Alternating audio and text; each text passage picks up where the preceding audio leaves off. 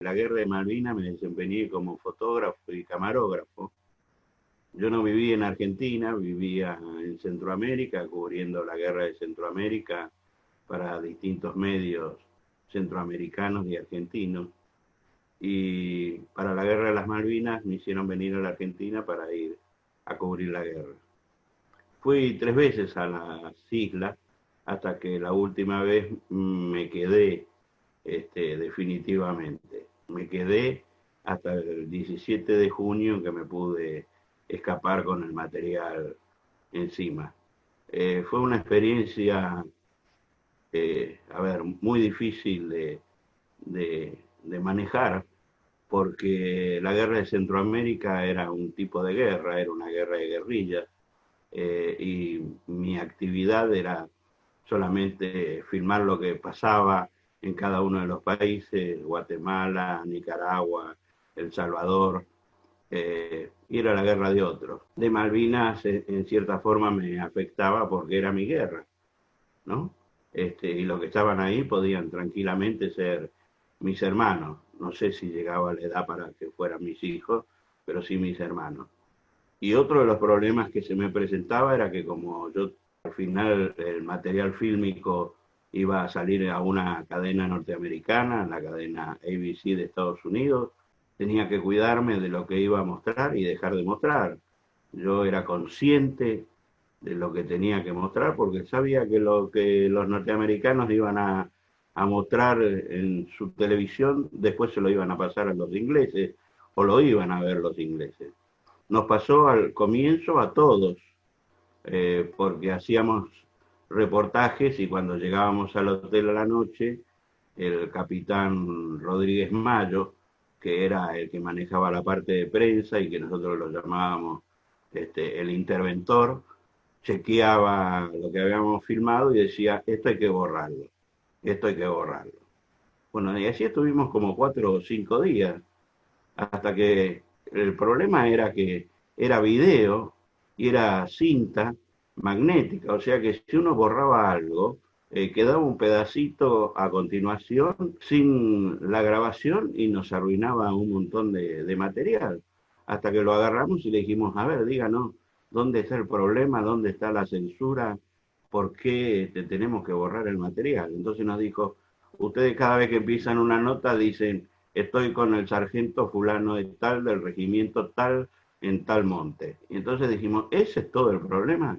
Bueno, ok, a partir de hoy es desde Puerto Argentino, o desde algún lugar de las Islas Malvinas, el ejército argentino, o la marina, o la fuerza aérea, y nada más, y no dábamos ni nombre ni apellido, para que no identificaran de qué regimiento eran.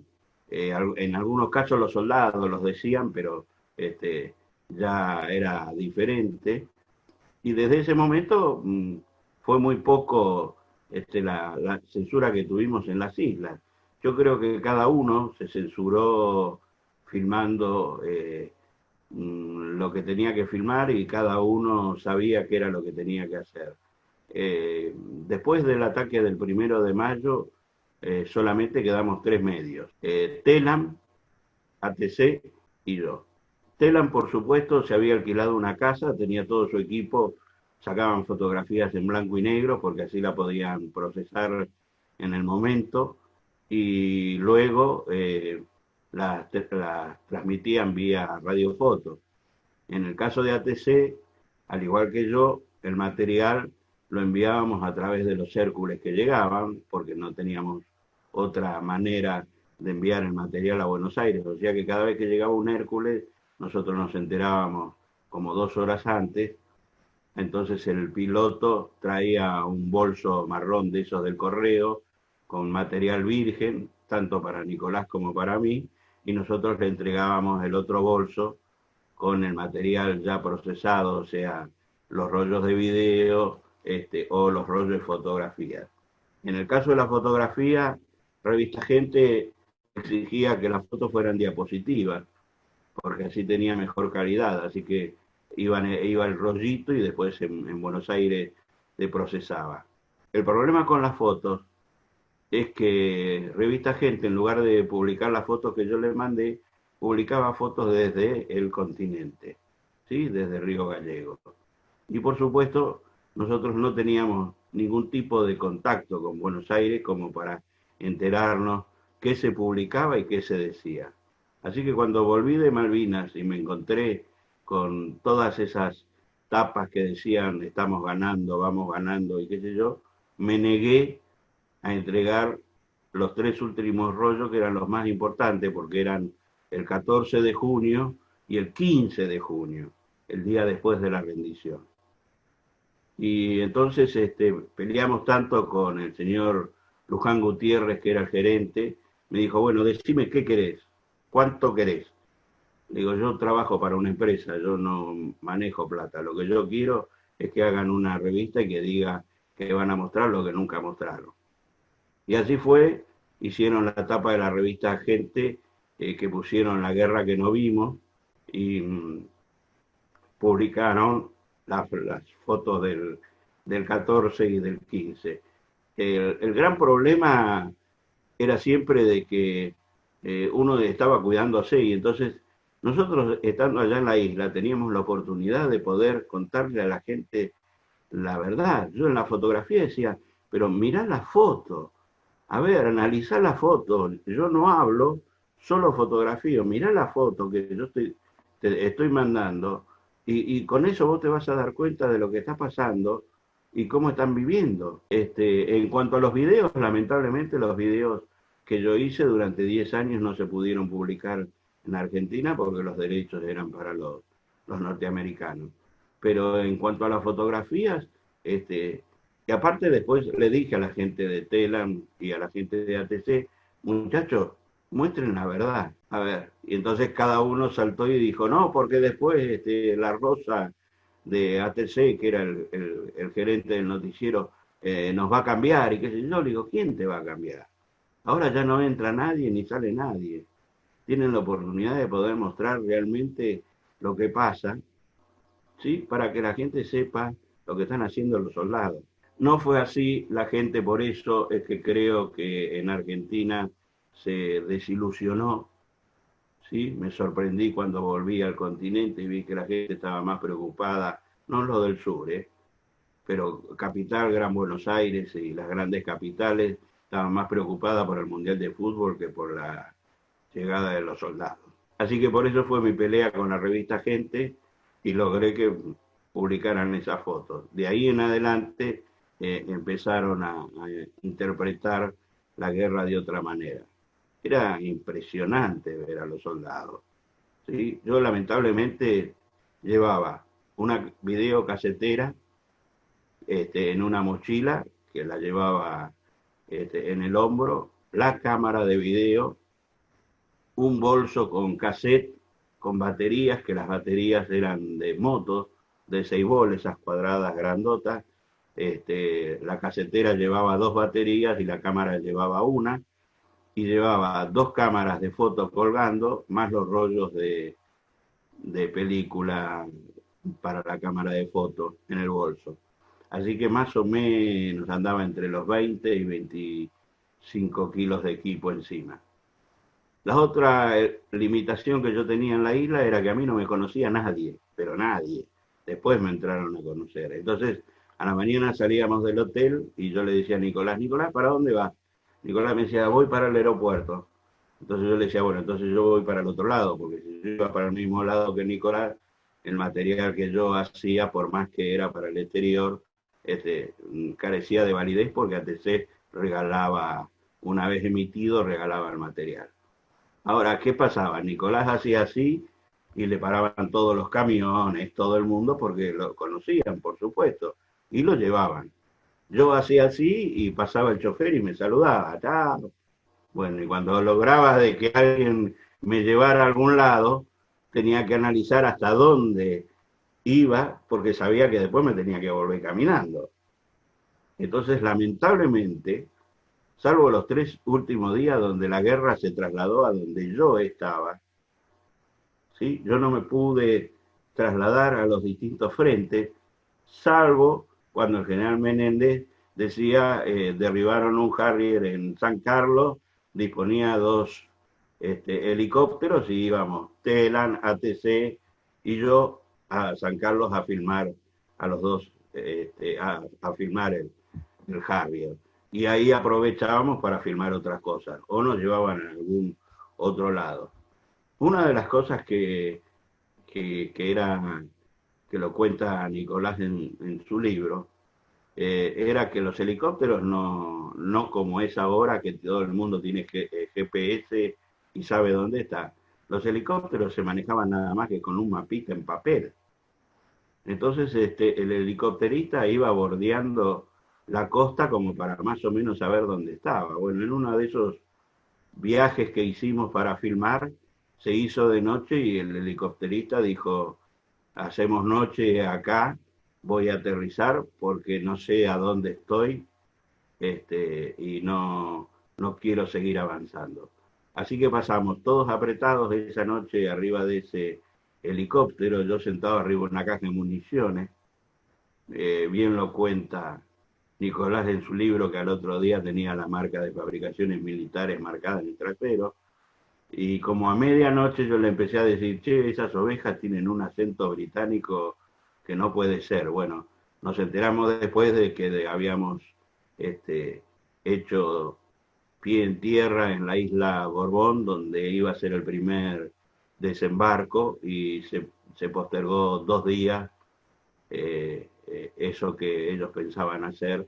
Interpreto que por el helicóptero creído de que habíamos descubierto que ellos estaban por desembarcar por primera vez. Y nosotros ni nos dimos por enterados. Pero lo importante de todo esto era siempre el valor de los soldados. Era impresionante. Yo iba a donde iba, realmente el aspecto después del 1 de mayo, por supuesto que era la misma ropa de siempre, engrasada a propósito, pero nunca perdían la sonrisa, nunca perdían la sonrisa. Y cuando yo le daba la posibilidad de hablar, porque en muy pocas veces pude hacer reportajes, sino que lo que hacía era dar el micrófono, el soldado contaba cada cosa que uno no lo podía creer. Y entonces eso a mí sí me servía, porque le estaba mostrando a los norteamericanos, ¿sí?, que venían a combatir contra soldados que tenían la voluntad de vencer. Este, una de las cosas que le llamó mucho a los ingleses, a los norteamericanos, fue cuando se hizo el bautismo de la bandera de los comandos, y eso grabé toda la misa y el bautismo de los comandos, y a los norteamericanos les interesó mucho. Entonces me dijeron, cuando entraba en conexión por teléfono con Buenos Aires, mira, los comandos quieren ver, los norteamericanos quieren ver los comandos y todo eso, así que por supuesto me les pegaba a los comandos. Podía llegar hasta que subían a los helicópteros, porque después ellos iban a hacer incursiones de 3 o 4 días y yo no podía ir por dos cuestiones. Una, la logística, las baterías se acababan y no había manera de recargarlas, y la otra porque lo único que iba a servir para ellos iba a ser un estorbo en lugar de ser una ayuda. Sí, eso me liberaba el hecho de ser corresponsal de guerra, donde al tener ese curso realizado me permitía estar junto a los soldados, recibir el mismo trato de los soldados, y se suponía que si los soldados eran detenidos, iba a recibir también la misma atención que iban a hacer, le iban a dar a los soldados. Así que bueno, yo lo filmaba a los comandos en casi todo momento, durmiendo, comiendo, yendo a la pista para tomar el helicóptero. Y en algunos momentos las filmaciones eran risueñas porque estábamos ahí esperando que el helicóptero los viniera a buscar, y por ahí el mayor Castañeto gritaba a cubierta completa, porque dos Harrier venían a atacar en algún lugar, y entrábamos a mirar alrededor y estábamos llenos de bidones, bidones, los tanques de combustible JP1 y los cajones de municiones que ellos mismos iban a cargar en los helicópteros. Así que nos reíamos a tal punto de que por ahí algún comando decía, ¿qué es ese putito negro que viene cayendo? Bueno, y ese mismo tono de humor lo iban teniendo los soldados, ¿sí? Por supuesto que existieron algunos soldados que no estaban preparados, pero fueron los mínimos. Yo creo que de los 14.000, 13.990 estaban a favor.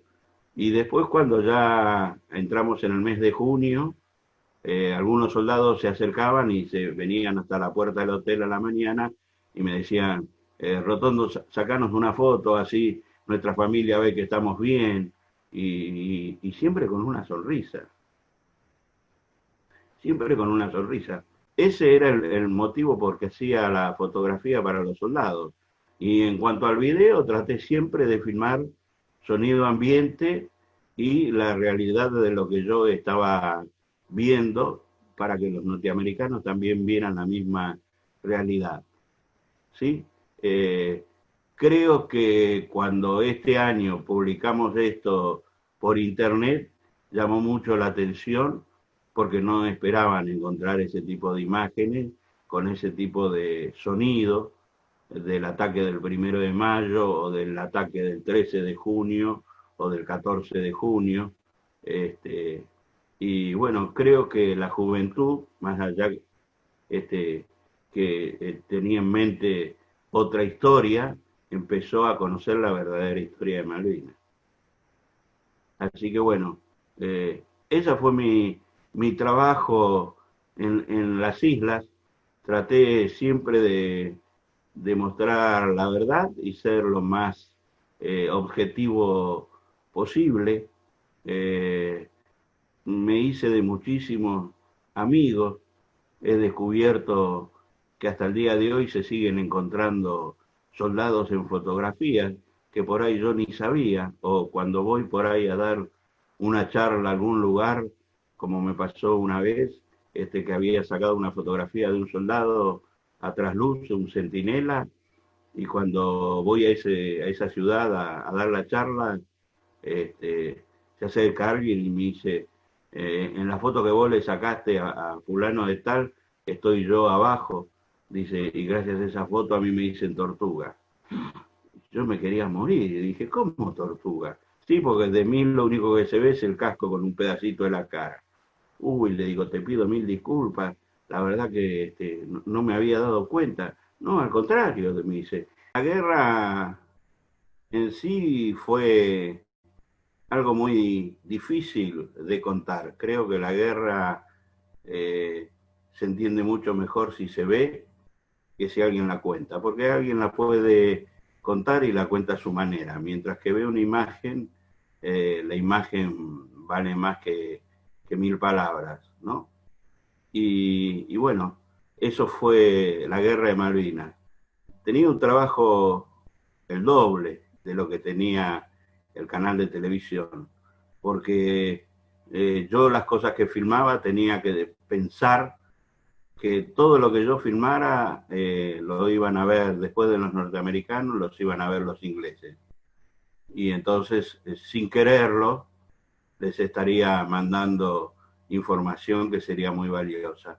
Entonces, por supuesto que casi todo lo que filmé, más allá del final, lo del 14 de junio, que ahora lo voy a contar, era eso, los soldados con la voluntad de querer seguir combatiendo, con una sonrisa siempre en su rostro, ninguno haciendo ningún tipo de reclamo, por el contrario, bromeando. Y entonces, más allá de que filmaba por a lo mejor alguna antiaérea o alguna otra cosa, trataba de que el encuadre del video fuese de tal manera que no estuviese identificado el lugar. Igualmente, a ver, tengamos en cuenta, en la parte de fotografía, yo tengo dos fotografías donde muestro efectivamente a dos Royal Marine que habían estado antes del 2 de abril y que se habían quedado escondidos en la casa de algún kelper y que después durante la guerra salieron y se mezclaban con los kelper, iban a hacer las compras y qué sé yo, pero este Royal Marine cometió el error de que salió a hacer las compras con la campera, que era verde con el cuello de piel. Y yo me di cuenta, y entonces lo dejé pasar, y después que lo dejé pasar le saqué una fotografía, y cuando le saco la fotografía, él se da vuelta, mirándome, diciendo, me enganchaste justo. Yo creo que los kelper desde sus casas mantenían informado a los ingleses, al menos de las cosas que ocurrían. Por eso es que todas las noches los helicópteros se aparcaban en distintos lugares para que no fuesen atacados, porque si no, a la noche los barcos se acercaban y le disparaban para dejarlos fuera de servicio.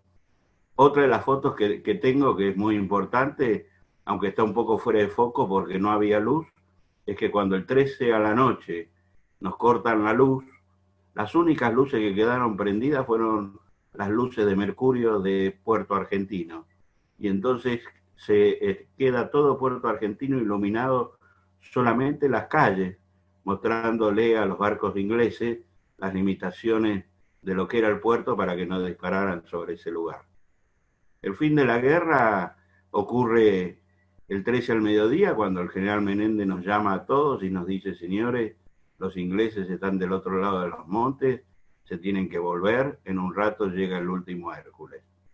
La gente de Telam, por supuesto, ni bien terminó de escuchar eso, se fue para ver si podía rescatar el equipamiento, que era bastante, y bastante pesado. Y en el caso de Nicolás, le preguntó al general si no lo podía dejar, y le dijo: no, lamentablemente el único que se puede quedar es el corresponsal de guerra. Entonces le dijo: bueno, nómbreme corresponsal de guerra. Y le dijo: no, disparaste un cañón contra el enemigo, no te puedo nombrar corresponsal de guerra. Así que bueno, el 13 de junio a la tarde me quedé solo. Se fueron todos para el aeropuerto. La gente de ATC logró tomar ese Hércules, que sé que fue un cruce muy difícil, que tuvieron que dar mucha vuelta, un montón de cosas. Y la gente de Telam, cuando llegó, el avión ya había despegado. Así que automáticamente dejaron los equipos en el aeropuerto, se subieron al helicóptero del Irizar y se subieron al Irizar. O sea que el único que había quedado era yo, desde el 13 de junio en adelante, en la isla, con una cámara de foto y la cámara de video. Así que bueno, empezamos a filmar. Yo había perdido ya una de las dos cámaras de foto. Creo que me habían confundido con un observador adelantado. El sol debía de reflejar en el lente de la cámara, y entonces empecé a retroceder, pero no apagué la cámara. Y a medida que yo iba retrocediendo, la artillería británica iba adelantando sus disparos, cayendo siempre al lado mío. Bueno, uno de esos disparos, cuando me escondí atrás de un monumento que hay sobre la avenida Costanera, me pegó en la cámara y me rompió el lente de la cámara. Ya empecé a ver cómo los kelper comenzaban a ser mucho más hostiles con todos nosotros. Cuando llegué al hotel, por supuesto, el dueño del hotel, Mr. King, me dijo sus amigos se retiraron todos y pagaron. Por favor, necesito que me pague hasta el día de hoy. Nos cobraba por semana, así que le pagué el alquiler de la habitación más la comida, y le dije: yo me voy a quedar. Me dijo: no hay ningún problema, tiene pago hasta el 13 a la noche. Digo: pero yo voy a venir a dormir y todo. Sí, quédese tranquilo. Bueno, así que salí a filmar y ya la guerra se había instalado alrededor mío. Yo no tenía que ir a buscarla, sino que ya se había instalado alrededor mío. Estaban atacando en todos los montes alrededor de Puerto Argentino. Bueno, cuando volví a la noche me encontré con que no había luz, no podía cargar las baterías de la cámara de video y solamente había luz en la calle, iluminada la luz de mercurio, donde les marcaba lo que era el contorno de Puerto Argentino. El 14 a la mañana me levanto muy temprano, por primera vez me pongo el casco de corresponsal de guerra, porque era lo único que me podía identificar más allá de la ropa, realmente cuál era mi actividad para que se me respetara. Así que empecé a sacar fotos y volvió la luz, puse a cargar las baterías y entonces cada 2 horas iba al hotel y cambiaba las baterías y iba filmando lo que podía. El 14 amaneció totalmente nevado, con mucho frío. La artillería había estado toda la noche teniendo un duelo de un lado y del otro. Y bueno, tipo 11 del mediodía ya se veía que los ingleses estaban en las alturas, así que los soldados empezaban a replegarse, los distintos grupos, y el lugar más alto que tenía era donde estaba la gobernación. Así que me subí, y aparte estaba cerca del hotel, estaba una cuadra del hotel. Así que me subí al montecito ese de la gobernación y desde ahí filmaba como los soldados venían. Me llamó la atención 2 cosas. La primera era que los soldados venían formados, no venían corriendo ni nada, sino que venían en una formación, uno de cada lado de la vereda, y lo segundo que me llamó la atención es que no arrastraban los pies. Un detalle que es importante porque cuando uno arrastra los pies demuestra no solo el cansancio, sino que ya se rindió antes de rendirse. Y la otra es que todos los soldados volvían con su armamento. Cuando llegó el momento donde se dio la orden del cese del fuego, los soldados no querían saber nada, querían seguir combatiendo. Bueno, en ese repliegue de los soldados hacia la zona del apostadero es donde yo les grito viva la patria, carajo, y los soldados me responden, y entonces me doy cuenta de que ellos realmente querían seguir combatiendo, y después sigo filmando, y por ejemplo filmo al que en aquel entonces era el subteniente Lamadrid, que venía caminando solo después de haber hecho retroceder a sus soldados. Venía él caminando solo y creo que es el único video y foto que tiene del 14 de junio.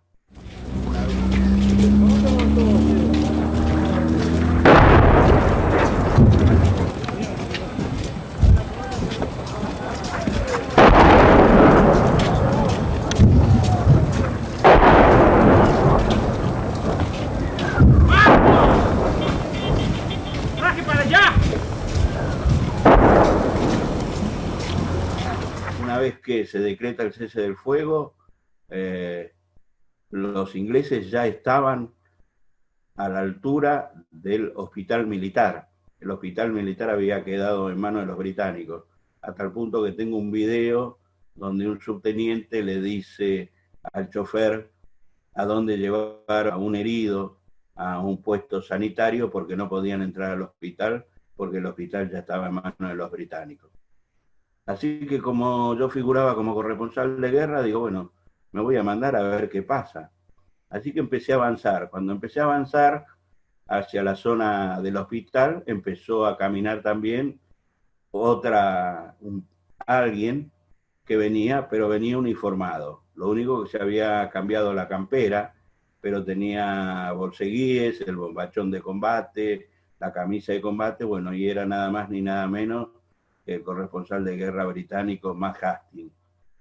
Ahí nos sacamos, cuando nos encontramos, nos sacamos una foto cada uno, nos prometimos cada uno publicar la foto del otro en su libro, ambos lo hicimos.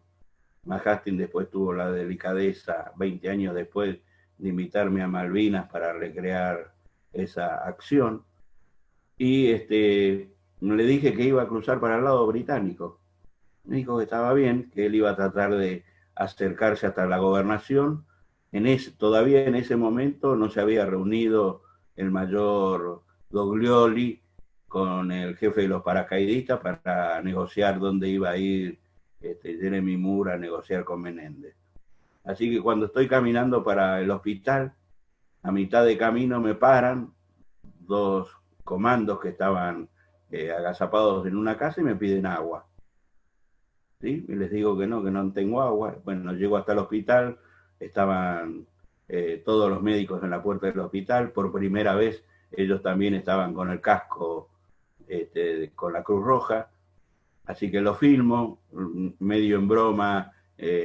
Uno me dice, che, mandá empanadas o mandá no sé qué, creído de que yo volvía ese día para Buenos Aires. Y bueno, y cuando vuelvo, me encuentro en la gobernación con que empezaban a venir los corresponsales de guerra británicos. Estaban vestidos igual que los soldados, tenían casco, aunque no lo llevaron, solo uno tenía el casco en la mano, pero no estaban armados. Fotografío y filmo el momento en que el mayor Doglioli, que era el secretario del general Menéndez, que hablaba perfecto el inglés, y el jefe de los paracaidistas, negocian dónde van a tratar el tema de la rendición, y después, minutos después, lo filmo a Jeremy Moore viniendo con una especie de carpeta enrollada.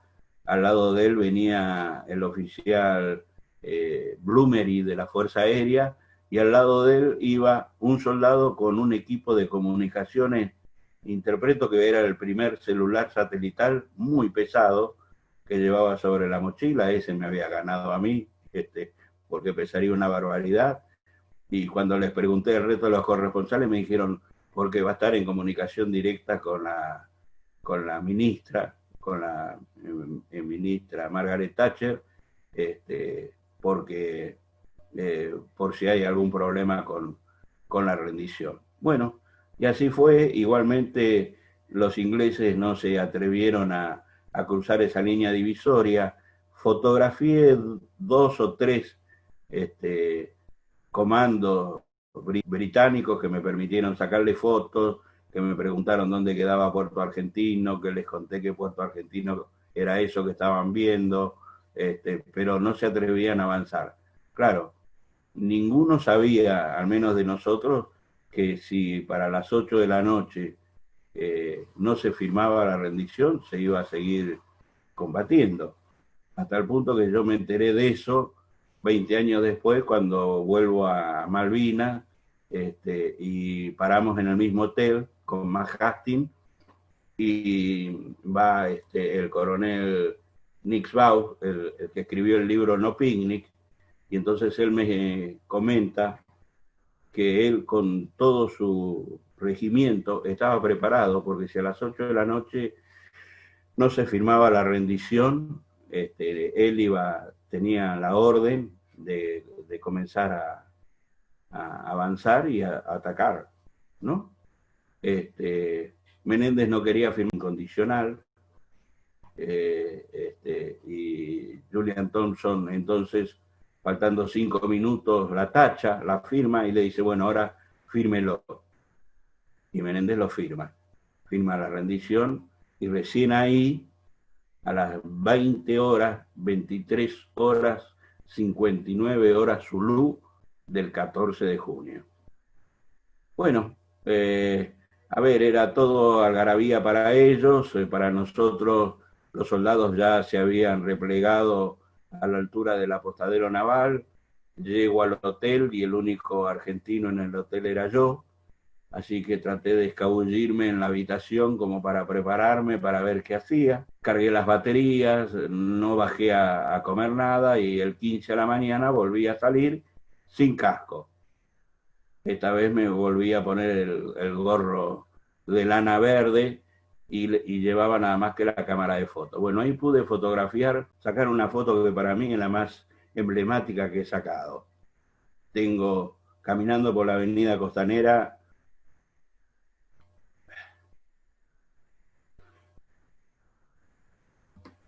perdón,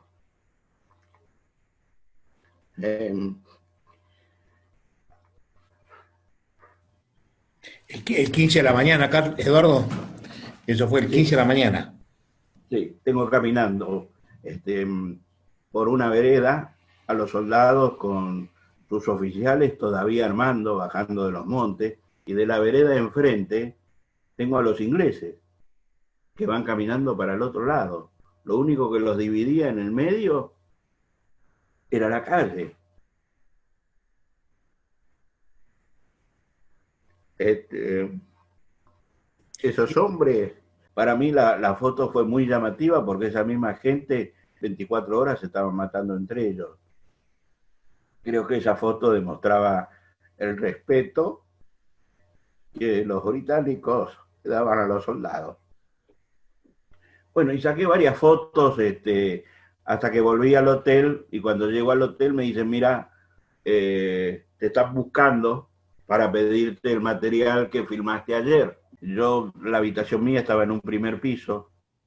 Eh, Me dicen, yo no sé, pero si querés te podés escapar por la ventana. Abajo está el jeep del hotel con la llave puesta.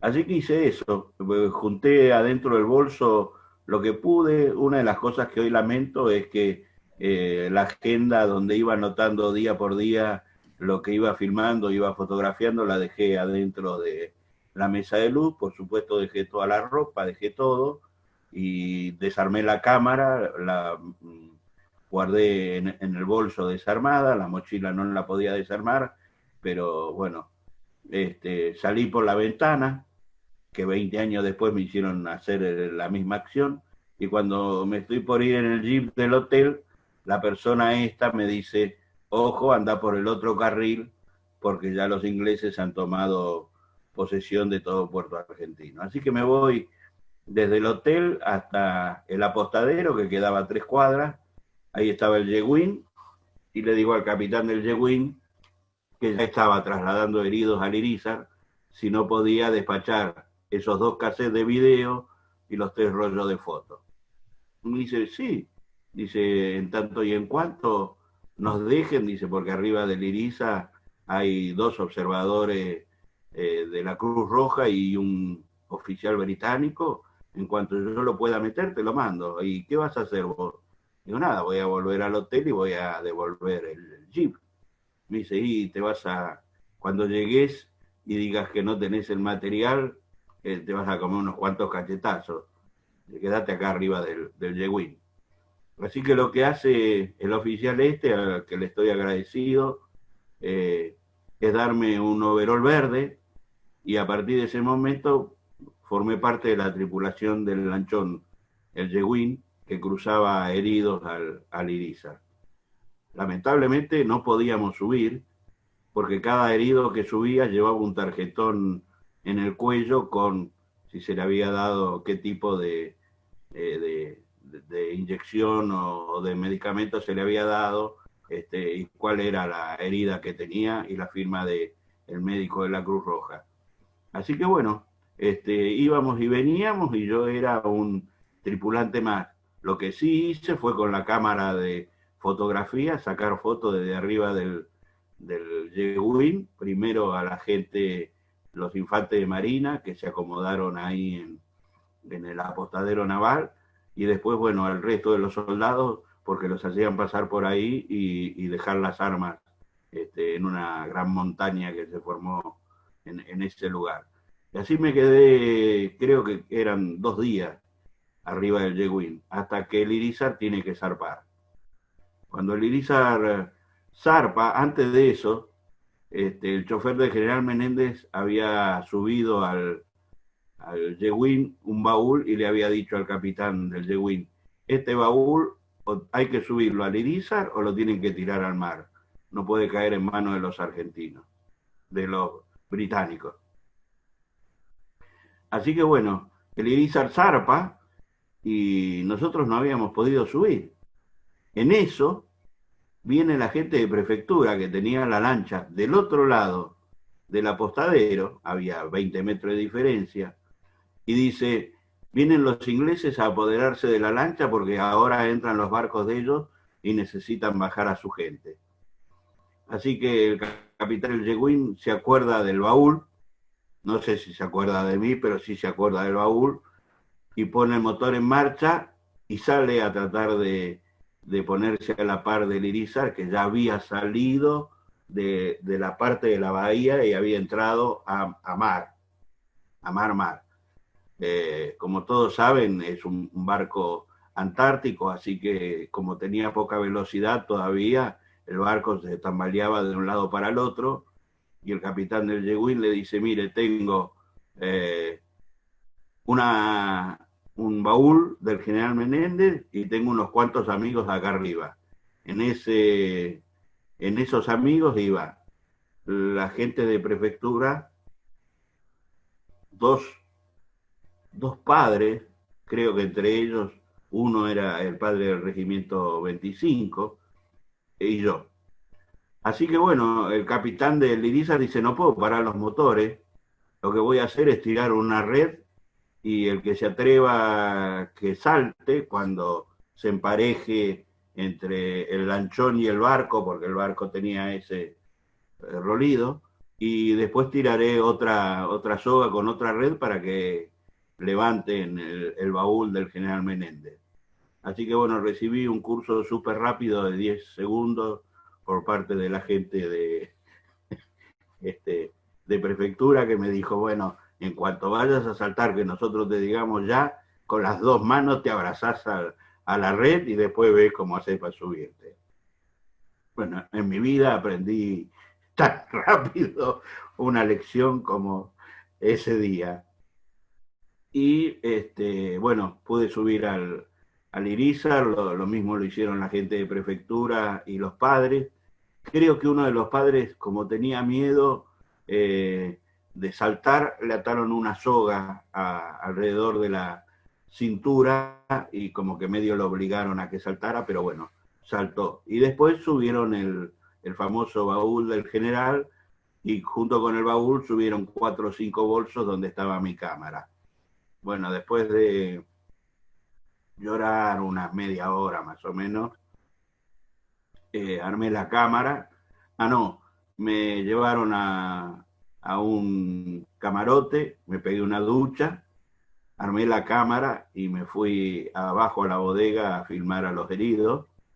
Y bueno, y después llegamos a Comodoro Rivadavia y yo pude salvar el material del 14 y el 15.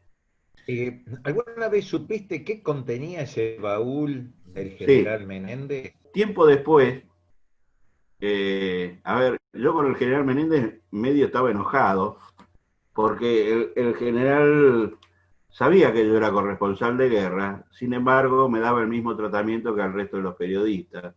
Cuando a un corresponsal de guerra, por lo general, lo dice el estatuto del corresponsal de guerra, se juega bajo su propio riesgo, deslindando de responsabilidades a, a las Fuerzas Armadas. Y lo fui a ver al general Menéndez y le dije, mire, general, dígame, ¿qué había dentro del baúl? Y el general me dice, la bandera de ceremonia de la gobernación. Hicieron antes, la agencia hizo una copia de seguridad y le entregó los rollos. Lo que pasa es que los rollos de video durante 10 años nosotros no los podíamos usar si yo bien tenía una copia de todo lo que había filmado, porque eso era el arreglo que habían hecho con la agencia noticiosa. Igualmente, a ver, un año después yo publiqué un libro de fotografía titulado Alerta Roja y hice un documental con las imágenes, más allá de que si los norteamericanos me iban a reclamar o qué, pero necesitaba mostrarle a la gente realmente de lo que habían sido capaces los argentinos, porque estaban, yo me estaba sorprendido, a la gente le importaba más el Mundial de Fútbol que lo que habían hecho 14.000 hombres en las islas, ¿no? Y bueno, y después cuando a los 10 años se liberó el contrato, por supuesto no con los originales que los tienen los norteamericanos, pero con la copia que me quedé yo, fui pasando videos y mostrando cosas para que la gente viera. Me he encontrado en estos últimos 2 o 3 años, especialmente este año, donde aparentemente la juventud está en su casa y está más metida con la computadora, que son muchos los jóvenes que se meten para mirar el tema Malvinas y se sorprenden. Primero porque tenían una idea errónea de lo que había sido la guerra. No es discutible porque, bueno, a ver, había una censura y había que respetarla. Y entonces, al compararla con lo que yo les mostraba, era algo totalmente distinto. Y decía, pero a ver, una guerra. Sí, era una guerra. Era una guerra. Y cuando caían las bombas para todo el mundo. Caía la bomba para los soldados y caía la bomba para el que estaba filmando. Entonces, nosotros teníamos otro tipo de educación. Yo me acuerdo desde chico, Villiquen, una vez al año hacía la famosa tapa de la foto de la Argentina y las islas con las banderitas cruzándola. Creo que ese tipo de educación se perdió después de la Guerra de las Malvinas y la gente, sobre todo la juventud, perdió el interés. Pero yo le digo a la juventud que lo que tendrían que hacer es darle un poco más, permitirle un poco más a los veteranos, a los verdaderos veteranos, a los 14.000 que estuvieron en Malvinas, hayan o no disparado un tiro, pero que estuvieron en Malvinas, permitirles el poder expresarse y poder contar sus vivencias, ¿sí? Porque hay lamentablemente muchísimos veteranos que están contando cosas y que realmente no estuvieron en Malvinas. Entonces, en lugar de formar la verdadera historia, la están desfigurando. Como muestro imágenes, no hay manera de que me digan, estás mintiendo. La imagen es la imagen. Así que yo creo que por ese lado estoy tratando de entrar a la juventud para contarles que realmente hubo un grupo de valientes que por primera vez se decidió defender a su patria.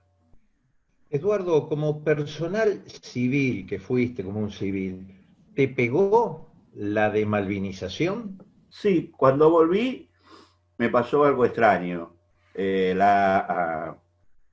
Los norteamericanos quisieron que siguiera trabajando para ellos, así que durante 3 años más seguí siendo corresponsal de guerra y me mandaron a Chile con Pinochet. O sea que durante esos 3 años como que medio estaba una semana en Chile y 2 días en Buenos Aires. Pero sí me dio mucha pena, ¿sí?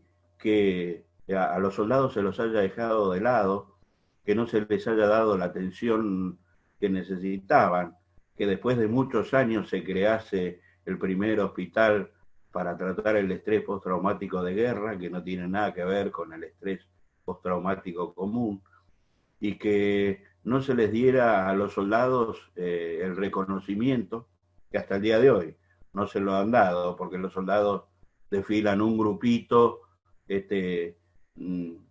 cada vez que hay un acto y nada más, y no se les está dando un día donde se reconozca el día del soldado argentino.